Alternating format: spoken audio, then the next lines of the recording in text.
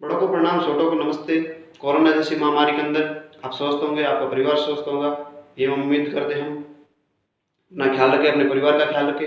आज बात करते हैं राजस्थान राज्य के जैसलमेर जिले से सटे दक्षिणी पश्चिम में 18 किलोमीटर दूर कुलधरा गांव की, जो कि एक श्रापित गांव है, भूतिया गांव भी कहा जाता है। ये गांव लगभग पालीवाल ब्राह्मणों के द्वारा बसाया गया था। 84 गाँव का ये कुलधरा गांव था। इसके अंदर छोटे छोटे 84 गाँव थे, लगभग 700 घर थे और 1588 की आबादी थी। ऐसा लक्ष्मीचंद इतिहासकार अपनी त्वारी के जैसलमेर में लिखते हैं। बताया जाता है कि यहाँ के राज्य मंत्री दीवान सालम सिंह थे। सालम सिंह एक बार कुलधरा गांव का दौरा कर रहे थे। दौरा करते वक्त उनकी नज़र एक वहाँ के पुजारी था उसकी बेटी पे पड़ गई, जो उसके मन के अंदर खोट आ गया। तो फिर सालम सिंह ने कई बार उस गांव का दौरा किया, लेकिन हाथ कुछ नहीं लगा। उन्होंने ये भी कोशिश की कई बार उस लड़के को उठाने की, अपहरण करने की, लेकिन असफल रहे। फिर उन्होंने ये एक संदेश भिजवाया अपने सैनिक के द्वारा कि आप पूर्णिमा तक आपकी लड़की को मेरे हवेली तक पहुंचा दे, अन्यथा बहुत बड़ा अंजाम भुगतने के लिए तैयार रहना। अब एक तरफ से इज्जत का सवाल था, तो दूसरी तरफ अब मंत्री से, सालम सिंह से पंगा भी लेना कोई कम बात नहीं थी। तो फिर शाम को बैठक बुलाई गई पंचों की। पुराने समय में जो पंच करते वो फाइनल बात होती थी, और आज के युग में ये पंचों की कोई पंचायती चलती नहीं, इसलिए मतलब एक बहुत बड़ा समाज के लिए नुकसान है, माना जाए तो एक धब्बा है। क्योंकि जो 4 आदमी गांव के मुखिया बैठ के बात करते थे वो बात फाइनल होती थी, उनका डिसीजन फाइनल डिसीजन था। उसी प्रकार शाम को बैठक बुलाई गई। बैठक के अंदर ये फैसला, भाई क्या किया जाए, अब सालम सिंह से पंगा लिया जाए या फिर बेटी की गांव की इज्जत बचाई जाए। 84 गांव थे, 600 घरों की आबादी थी। शाम को बैठक के अंदर ये फैसला लिया गया कि सबने अपनी अपनी राय पेश की। तो उसके अंदर ये फैसला लिया गया कि गांव खाली कर देंगे, लेकिन इज्जत का धब्बा नहीं लगने देंगे। फिर भाई अब कैसे जाए, तो निकल जाते रातों रात। फिर सभी अपने अपने घर गए।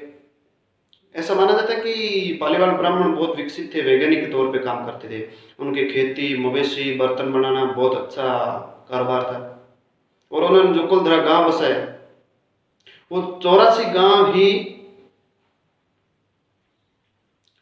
एक नक्शे के तौर पे थे, जो 266 मीटर, लगभग 837 फीट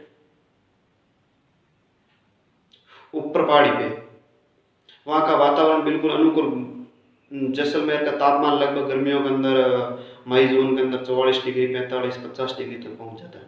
और वहाँ की ठंडी हवाएं और अनुकूल तापमान, ये वाकई एक सोचने के लिए मजबूर कर देती। वाकई मानना जाता है कि वहाँ के पालीवाल ब्राह्मण थे, वो वैज्ञानिक के तौर पे ही काम करते। फिर शाम को सभी अपने अपने घर गए। तो अब पैदल जाना, कैसे लेके जाए सब सामान वगैरह। तो ऐसे कहा गया कि भाई जो कीमती सामान है वो साथ ले लो और चल निकलते। बेटी की इज्जत बचाना बहुत जरूरी है। चले गए अपने अपना घर सभी। रात का वक्त था, सबने कीमती सामान उठाया। ऐसा कहा जाता है इनके पास सोना और जेवरात, पैसे बहुत थे। अपने अपने कीमती सामान उठाया साथ में, बर्तन चूल्हे पे छोड़ा, रखा हुआ तो वैसे ही छोड़ दिया। बिस्तर जैसे थे, पहने के कपड़े वैसे रख दिए, सोने के बिस्तर वैसे पड़े, जो कि आज तक भी मौजूद है।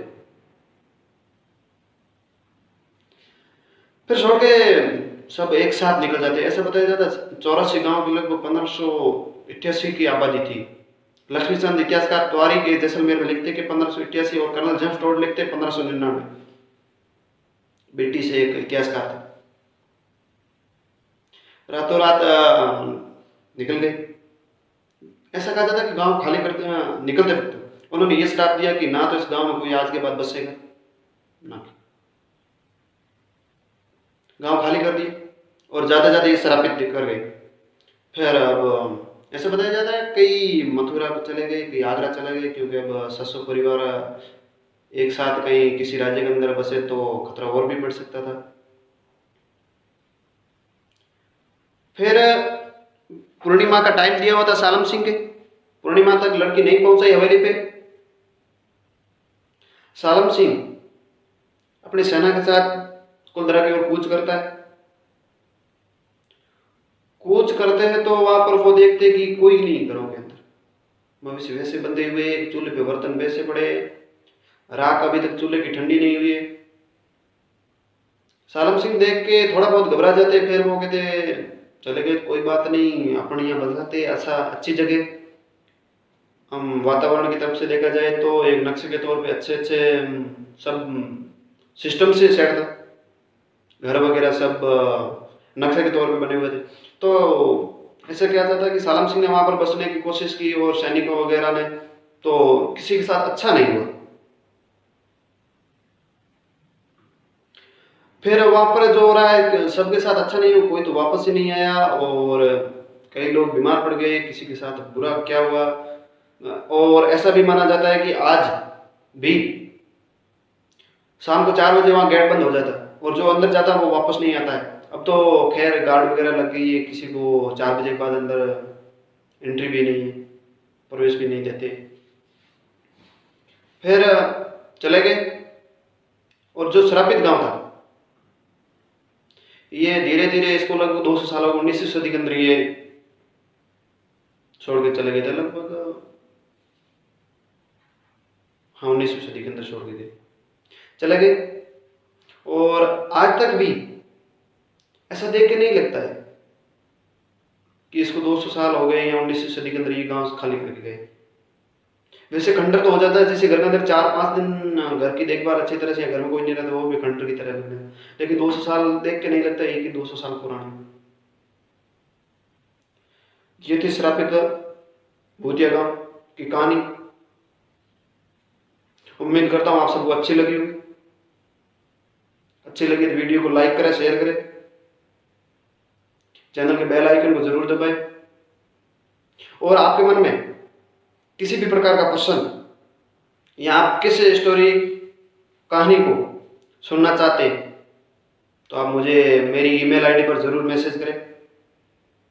हो सका तो मैं उस जिस कहानी का आप मांग रहे हैं उसको जरूर सुनाने की कोशिश करूंगा।